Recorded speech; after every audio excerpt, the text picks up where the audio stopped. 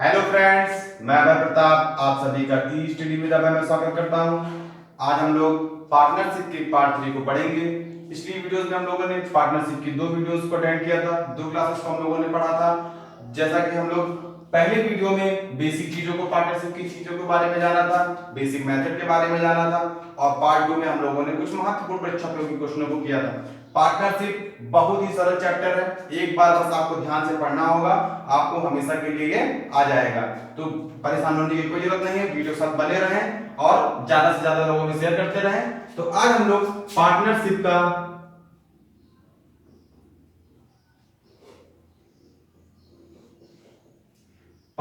का पार्ट 3 हम लोग पढ़ेंगे, ठीक है, क्योंकि दो वीडियो हो चुकी हैं। अगली वीडियो में हम लोग पार्ट 3 को पढ़ रहे हैं इस वीडियो में। तो आइए देखते हैं आज के कुछ महत्वपूर्ण प्रश्न जो परीक्षा में आने की दृष्टि से बहुत महत्वपूर्ण है। तो आज का पहला क्वेश्चन देखते हैं। आइए देखते हैं आज का पहला क्वेश्चन। देखिए आपके सामने लिखा हुआ है। हम लोग पहले क्वेश्चन को पढ़ेंगे और देखेंगे क्या बता रहा है और क्या पूछ रहा है, ठीक है। तो आइए देखते हैं। ए, बी तथा सी ने 1/3 अनुपात 1/4 अनुपात 1/5 के अनुपात में पूंजी लगाई। ये हमें पूंजी का अनुपात दिया हुआ है।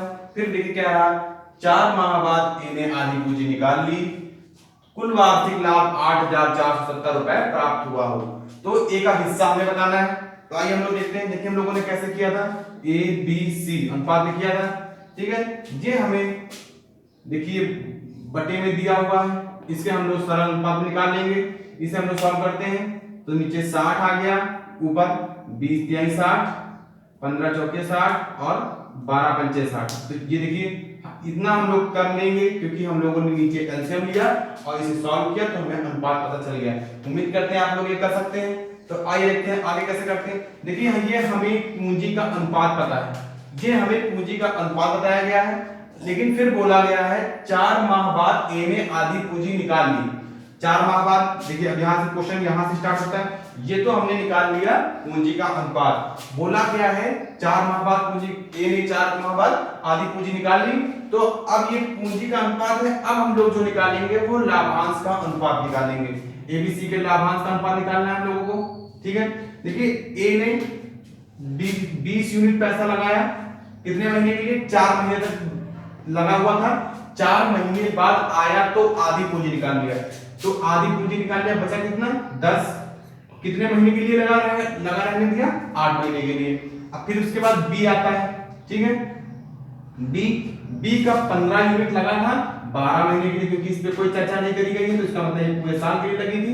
फिर सी का 12 यूनिट लगा था 12 महीने के लिए, क्योंकि बी की सी की भी बात नहीं करी गई है तो सेम लगा ही रहा एक साल के लिए। हम लोग इसे सॉल्व कर देते हैं। 80 80 160 और इधर 180, ठीक है। हम लोग इसे सॉल्व कर लेंगे। 144 आप लोग गुणा कर लीजिएगा आराम से।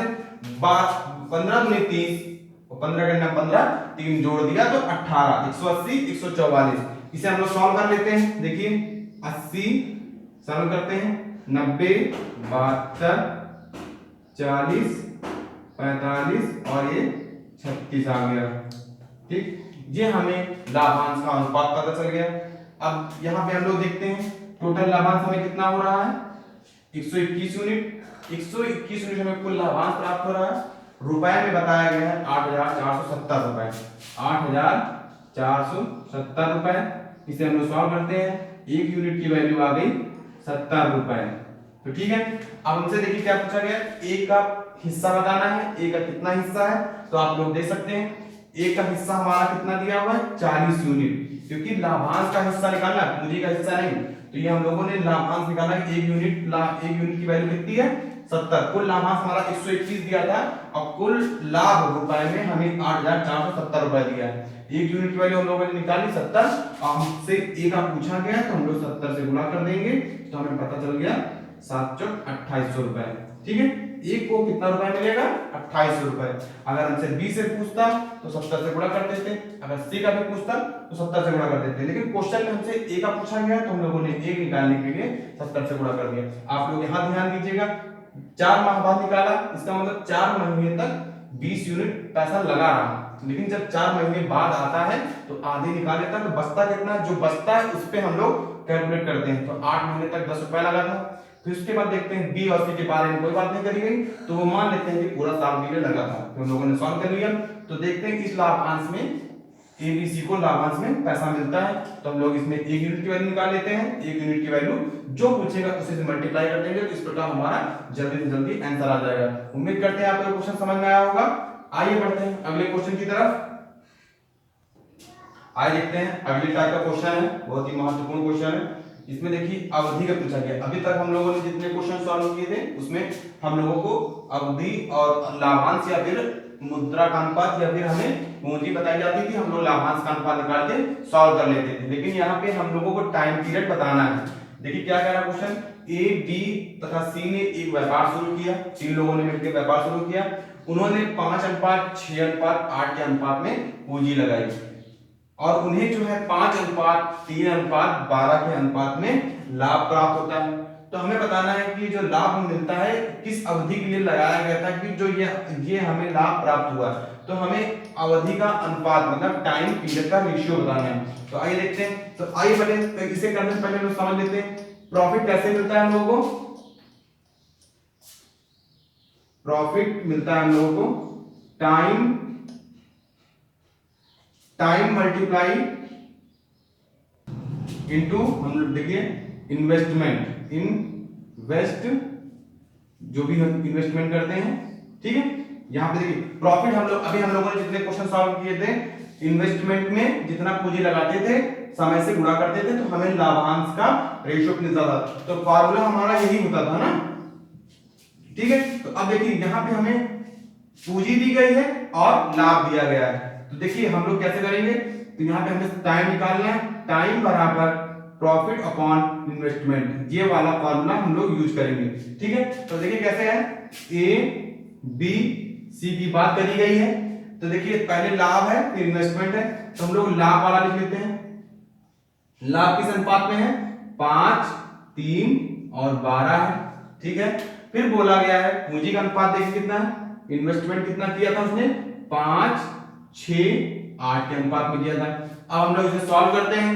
देखिए जब हम लोगों को यहाँ पे डिवाइड कर देंगे, यहाँ पे देखिए इस मेथड का प्रयोग कर देंगे तो हम लोगों को टाइम पता चल जाएगा, टाइम का रेशियो। क्योंकि यहाँ पे हम लोग ये रेशियो में कर रहे हैं, ये रेशियो में दिया हुआ है तो हम लोग करते हैं। देखिए इसे डिवाइड करते हैं तो 1 आता है, इसे डिवाइड करते हैं तो 1/2 आता है, इसे डिवाइड करते हैं तो हम लोग 4 से करेंगे तो 3/2 आ जाएगा। 4 3 12, 4 दूनी 8, तो 3/2 आ जाएगा। इसे हम लोग सरल कर लेंगे, सरल करिए। देखिए कैसे आ जाएगा, 2 इधर आ जाएगा, 2 यहाँ पे देखिए 1, यहाँ पे 3। ये हमें पता चल गया कि ये टाइम का रेशियो आ गया। तो इस प्रकार हम लोग करेंगे। देखिए कितना आसान था, बस देखने में लग रहा था कि ये भी रेशियो में दिया है, ये भी रेशियो में दिया है। तो हमें अवधि कैसे पता चलेगा, बस आपको ये ध्यान देना है कि टाइम जो है प्रॉफिट अपॉन इन्वेस्टमेंट के बराबर है। तो हम लोगों ने सॉल्व कर लिया, लाभ का रेशियो और इन्वेस्टमेंट का रेशियो निकाल लिया हम लोगों ने, फिर डिवाइड कर दिया तो हमें यहाँ पे प्रॉफिट का रेशियो पता चल गया। उम्मीद करते हैं आपको समझ में आ गया होगा।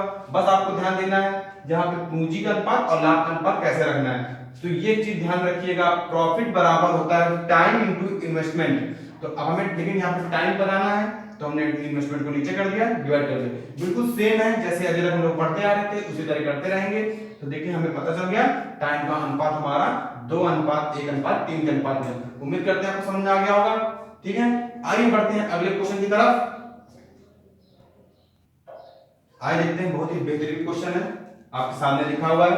हम लोग इसे पढ़ेंगे फिर देखेंगे क्या पूछ रहा है, वो निकालने का प्रयास करेंगे, ठीक है। आइए देखते हैं, ए बी सी ने एक व्यापार शुरू किया जिसमें वो तीनों साझेदार होते हैं।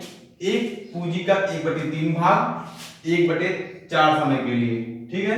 बी पूंजी का कुल पूंजी का 1/5 भाग 1/6 समय के लिए देता है। शेष पूंजी शेष पूंजी का सी जो है पूरे समय के लिए लगा देता है। कुल लाभ 1820 रुपए प्राप्त होता है। तो हमें ई का हिस्सा बताना है। आप लोग देखिएगा 3 लोग एक व्यापार में साझेदारी होते हैं, जितनी पूंजी रही होगी उसका 1/3 भाग ए का होता है, वो लगाता है 1/4 समय के लिए। बी पूंजी का 1/5 भाग, जितनी भी पूंजी रही होगी उसका 1/5 भाग लगाता है 1/6 के समय के लिए, और जो बाकी बचती है पूंजी वो सी पूरा लगा देता है कितने समय के लिए, पूरे समय के लिए। तो पूरा समय हम यहाँ पे 1 मान लेते हैं, 1 साल, ठीक है। तो आइए इसे सॉल्व करते हैं, देखते हैं। देखिए ए बी सी 3 लोग हैं साझेदार, इसमें से ए पूंजी का 1/3 भाग हम मान लेते हैं पूंजी यही रही होगी, कितने समय के लिए, 1/4 समय के लिए। जो कह रहा है हम लोग वही सॉल्व कर रहे हैं, लगा रहे हैं। बी पूंजी का 1/5 भाग 1/6 समय के लिए। अब यहाँ पे देखिए सी क्या बात कर रहा है, शेष पूंजी। शेष पूंजी कितनी, देखिए 1/3 भाग ए का है, 1/5 भाग बी का है। शेष पूंजी मान लेते हैं 1 से इतने इतने भाग लगा दिए गए, जो बचेगा वो देखते हैं कितना बचता है। इसे हम लोग सॉल्व करते हैं। 15 यहाँ पे देखते हैं, यहाँ पे होता है 5, यहाँ पे होता है 3, 5 3 8, यहाँ पे 15, यहाँ पे 7/5 3 8 हो जाएगा 8, यहाँ पे 15 घटा दिया हम लोगों ने, 7/15 आ जाएगा, ठीक है। 7/15 शेष पूंजी कितना बचा, 7/15 कितने समय के लिए, एक पूरे समय के लिए लगा देता है सी। तो हमें सिर्फ यहाँ पे सी की पूंजी शेष निकालनी है, तो हम लोग भाग पूरा पूरा भाग 1 मानते हैं, उसमें से 1/3 भाग ए ने ले लिया, 1/5 भाग बी ने ले लिया। तो अब सी को कितना बचा शेष, 7/15 बचा, एक समय के लिए पूरा, 1 वर्ष के लिए है। तो हम लोगों ने देख लिया इसे। आइए इसे सॉल्व करते हैं। देखिए 1/12 यहाँ पे हम लोग गुणा कर लेंगे, 1/12 आ जाएगा, और यहाँ पे 1/30 आ जाएगा, और यहाँ पे 7/15 आ जाएगा। देखिए ये बटे में दिया हुआ है, हम लोग को सरल अनुपात में लिखना है, इसे हम लोग सॉल्व कर लेते हैं। तो देखिए यहाँ पे हम लोग 60 से गुणा कर देंगे, 60 से गुणा, यहाँ पे भी 60 से गुणा, यहाँ पे भी 60 से गुणा। तो देखते हैं यहाँ पे 12 पंचे 60, यहाँ पे 2, यहाँ पे 15 चौके 7, 7 चौके 28 आ गया, ठीक है। ये सरल अनुपात में दिया हुआ है। आइए देखते हैं, देखिए कैसे 60 आया। इसका एलसीएम हम लोगों ने लिया, 60 आ गया, 60 आ गया तो हम लोगों ने इसे सॉल्व किया, तो ऊपर 5 बचा, यहाँ पे 2 बचा, यहाँ पे 28 बचा, ठीक है। अब चाहे तो डायरेक्ट आप 60 से कर सकते हैं, क्योंकि हमें यहाँ दिख गया था कि 60 कर देंगे तो हमें ये रेशियो पता चल जाएगा, क्योंकि यहाँ पे मकसद होता है हर गायब करना।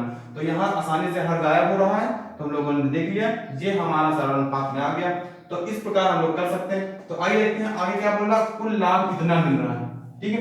इतनी बात कंप्लीट हो गई, लाभ मिल रहा है, हमें ए का हिस्सा बताना है। तो देखिए ये पूंजी का अनुपात हम लोगों ने लगाया, जब हम लोगों ने सॉल्व किया तो हमें लाभांश का अनुपात आ गया। तो टोटल लाभांश में कितना हो रहा है, ये जोड़ लेते हैं, 28 2 30 5 35 यूनिट का लाभांश हमें प्राप्त हो रहा है। ये यूनिट में प्राप्त हो रहा है, और रियल वैल्यू हमें दी है 1820 रुपए। इसे हम लोग सॉल्व कर देते हैं, एक यूनिट की वैल्यू हम लोग सॉल्व करेंगे।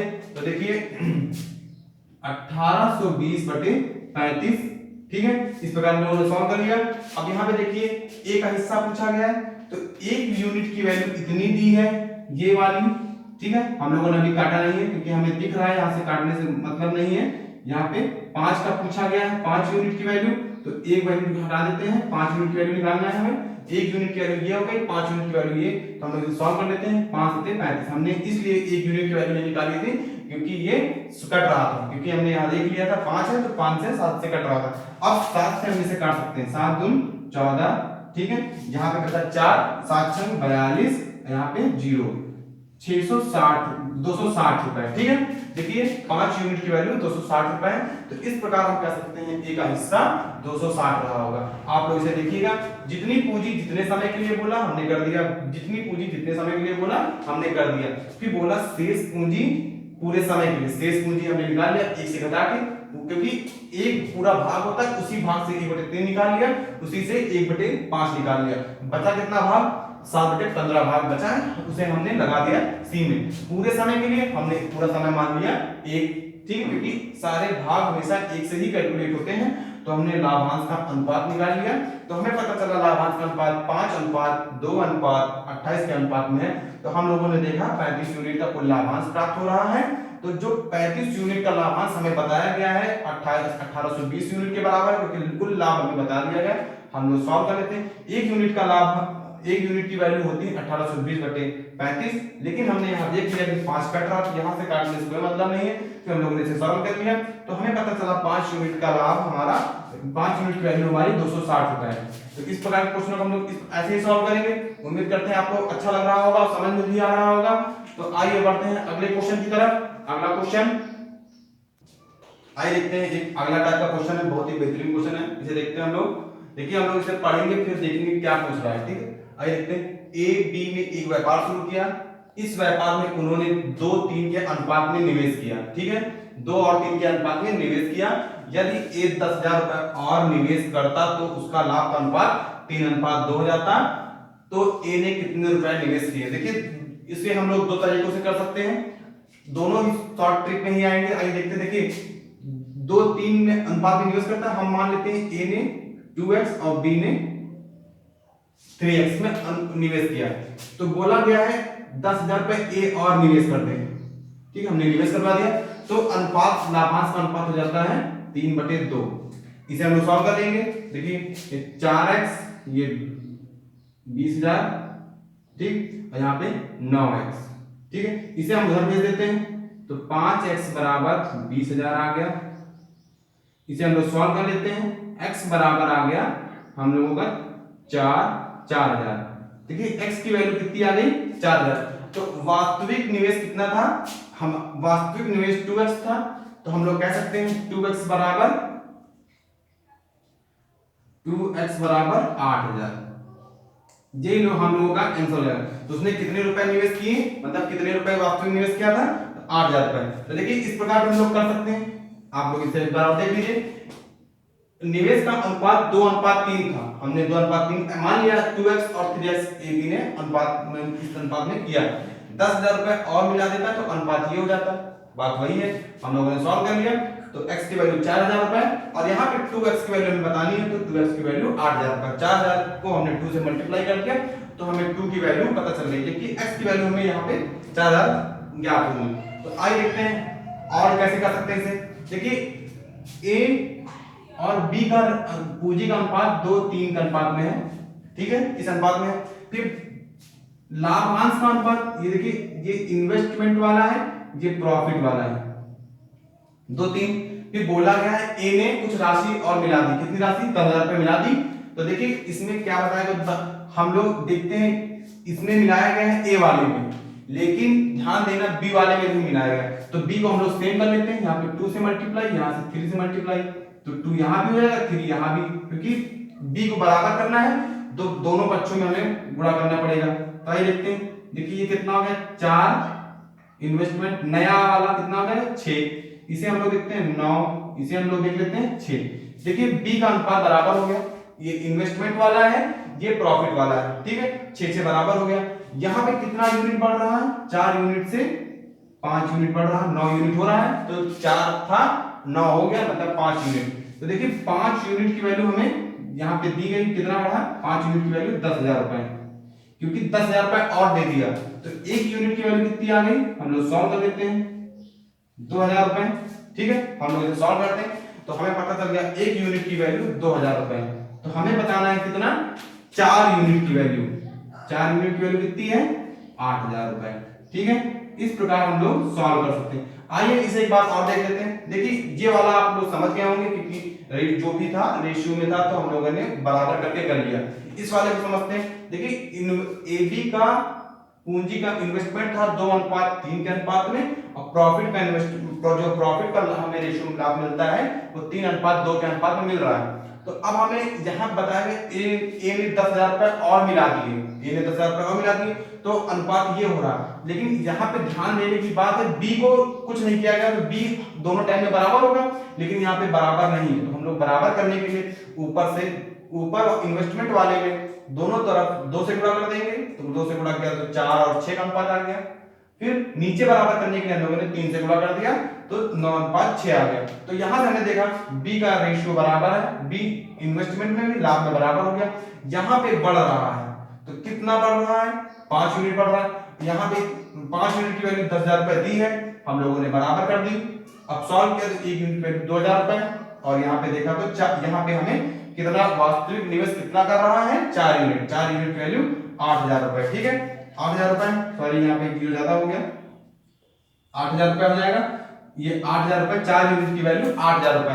तो इस प्रकार के क्वेश्चन को हम लोग ऐसे सॉल्व करेंगे। उम्मीद करते हैं आप लोगों को समझ में आ गया होगा। आइए बढ़ते हैं अगले क्वेश्चन की ओर। अगला क्वेश्चन आइए देखते हैं। देखिए ये क्वेश्चन बहुत ही सरल है, बस देखते ही लग जाने वाला है, बस एक बार आपको पढ़ना पड़ेगा ठीक से। देखिए क्या कह रहा है, PQR ने एक व्यापार शुरू किया यदि P की निवेशित पूंजी Q की निवेशित पूंजी का 2 गुना, P की निवेशित पूंजी Q की निवेशित पूंजी का 2 गुना है तथा Q की निवेशित पूंजी R की निवेशित पूंजी का 3 गुना है, तो ज्ञात करें PQR की निवेशित पूंजी का अनुपात क्या होगा।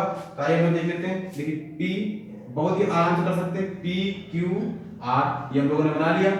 ऐसे क्वेश्चनों को करने के लिए हम लोग पीछे से पढ़ेंगे।